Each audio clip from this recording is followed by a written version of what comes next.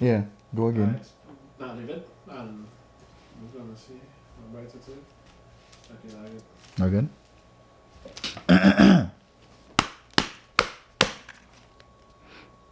I feel like I'm returning, you know, like if you ever watch Fairy Tale and you saw Gildat when he came back from the century quest that he did. I think he did it less than a century though, cause he's a goat.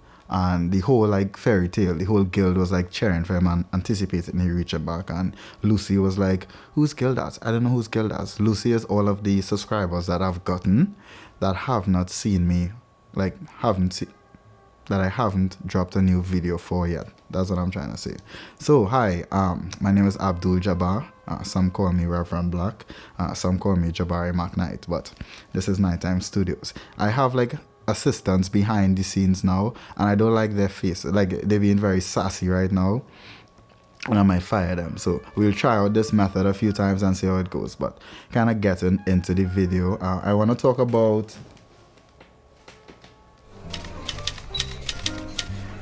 lifestyle brands. And when I think about lifestyle brands, in like typically I think about Nike, I think about Adidas, I think about Puma. My mind usually goes to like sports active wear when I think lifestyle. But the more I kind of read into it and the more I try to understand what lifestyle brands are more, I basically categorize it into psychographic marketing. And psychographic marketing kind of is brands that don't really sell you much apart from the image, like apart from the vibes. Brands that sell you vibes, that is psychographic marketing. They don't necessarily focus a lot on quality or functionality or benefit. That's not the first thing that they market towards you. Instead, they market a lifestyle that you try to achieve or that they portray to you.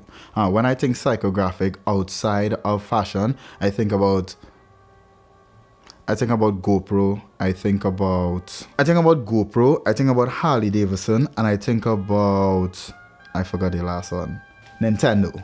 The reason I think about these three, I will start with Nintendo. What Nintendo was able to do with the Switch in particular was kind of revolutionary. Like they tried to stay within their market of like, this is fun, family and friend time. Like they're not trying to give you the best graphics. They're not trying to give you the best quality. They're not trying to give you the best gaming experience. They're just trying to let people like come together for Super Smash Bros, Mario Kart, and just throw hands. And I promise me, you do not want hands from Super Smash with me. I'm putting my Link sword in your ass. Regardless of that, I think about Harley Davidson, and I think about how they are able to like encapsulate the entire biker, rock, grunge, punk, whatever, like buzzwords you want to put together of like bike riding, of bikers. They were able to capitalize that through not only the equipment that they sell, but also like the fashion pieces that they also sell. And lastly, when I think about, I forgot the last one, which was the first one.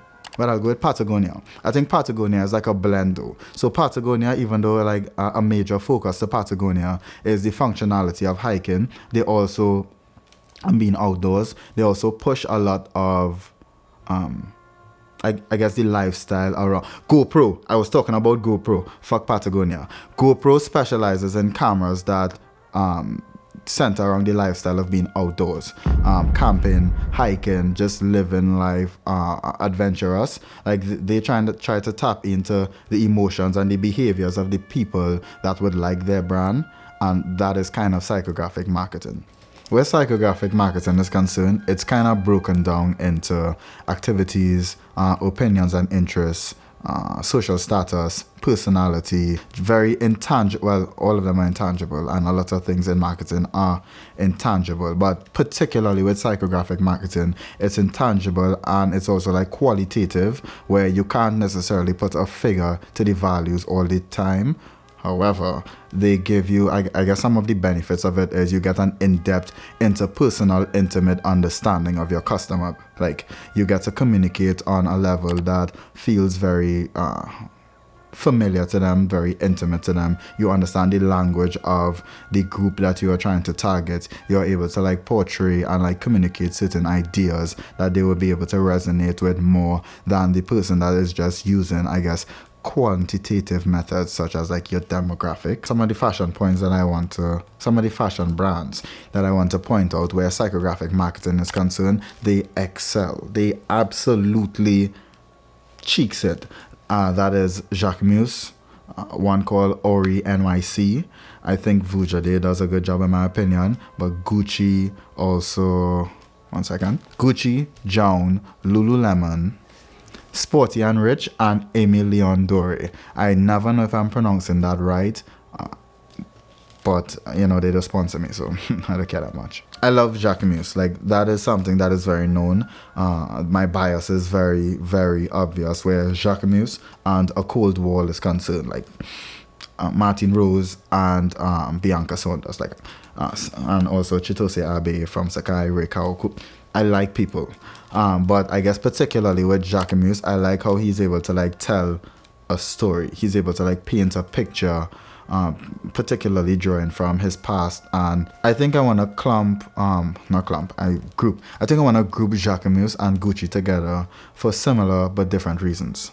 I think both of them do something similar in psychographic marketing where they target sex appeal. Like, they target sexy, you know, like that is something that they monetize, and it's interesting to see, particularly with Jacquemus. I like looking at how the imagery is presented, especially his French side, and I guess the backstory with his mom and growing up in like the southern province of France, and then him using what it means to be a French woman. Like, that is like the core of what Jacquemus is.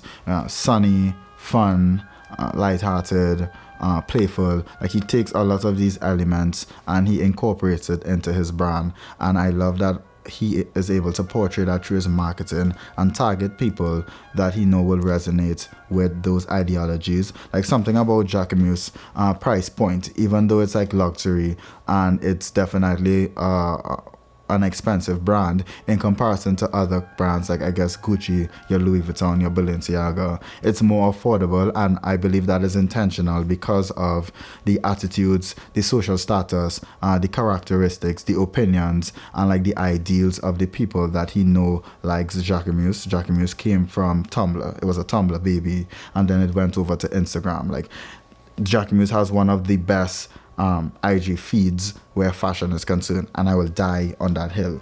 I'll die on that hill.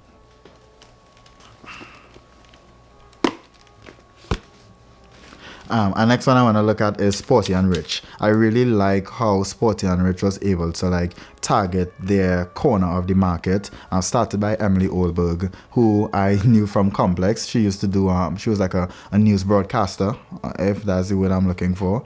And I had like a Vanessa Hudgens been bad. Like, she been bad, like, since Disney Channel High School Musical. She been bad. Like, I was talking to some dogs when I took a break, and like, Vanessa Hudgens been fine. Like, I saw a picture recently. I was like, I'm shooting. Like, I'm gathering all the confidence like it's a spirit bomb, and I'm shooting, dog. I'm telling you. But back to Sporty and Rich. I like how Sporty and Rich, they take the two words or the three words, two words, subtract and, they take the two words that they title their brand behind, and that is what they target. They target sporty and they target rich. So it's like luxury athleisure. It's a very simple brand. Very, very simple. Yeah, a lot of sporty and rich aesthetic, and a lot of their apparel, the three main regions or the three main sectors that I can think about offhand is when they did like a college-esque like university attire. They also did some like tennis wear, like athleisure kind of vibes, and then they also do like more of like the Lululemon adjacent attire, and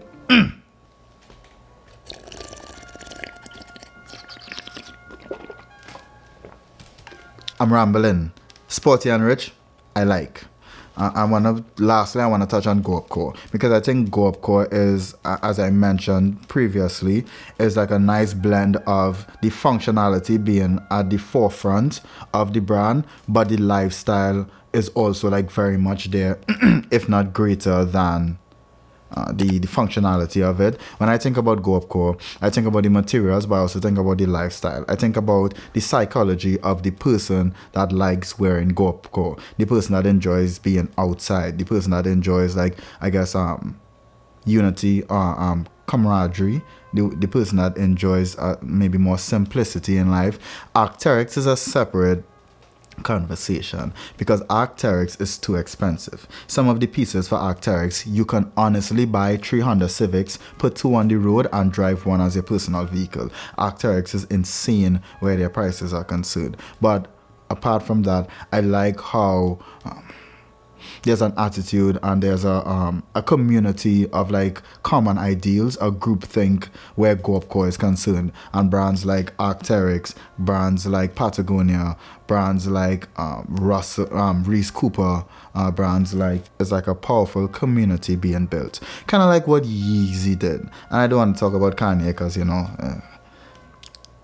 he's kind of in the hot seat right now. But I think Kanye, last point I'm going to touch on, is also a really, really good example of psychographic marketing. He was able to take a lot of senses and put it into the identity of his brand, like whether it's sound, whether it's appearance, whether it's smells, whether it's tastes, whether it's just interests. He was able to take all of those and create clones of himself. And I think that is the power of psychographic marketing. You get people to like follow you deeper than any other segment of marketing. I want to wrap it up now and acknowledge the fact that personality is definitely attached to brands. When you think about Andy Millimeter, when you think about YSL, when you think about it particularly under different creative directors, when you think about Balenciaga and different creative directors, you always think about a personality, or like you develop an image of the person that was dedicated to the brand at that point in time. I think that is the power of psychographic marketing. You shape the minds of people that follow you. That's kind of about it. This video was here to like I get my feet wet a bit. I'm gonna say that over.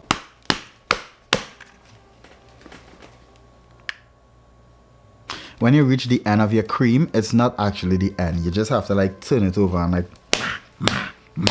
like just get like the last bit of it, because or you take your pinky finger and you really like it, because why waste it, you know?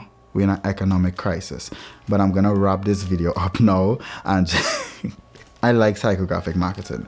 I like the power that it possesses, and I want to do a bit more reading on it. It's good to be back. I'm having a lot of fun making videos again. I've been reading and like researching different interests in fashion, because I no longer want to just regurgitate some information about a designer that I may not care about, and they certainly don't care about me. Some of them even say nigger behind closed doors. This has been another video by Nighttime Studios, made in Trinidad and Tobago. Thank you for watching.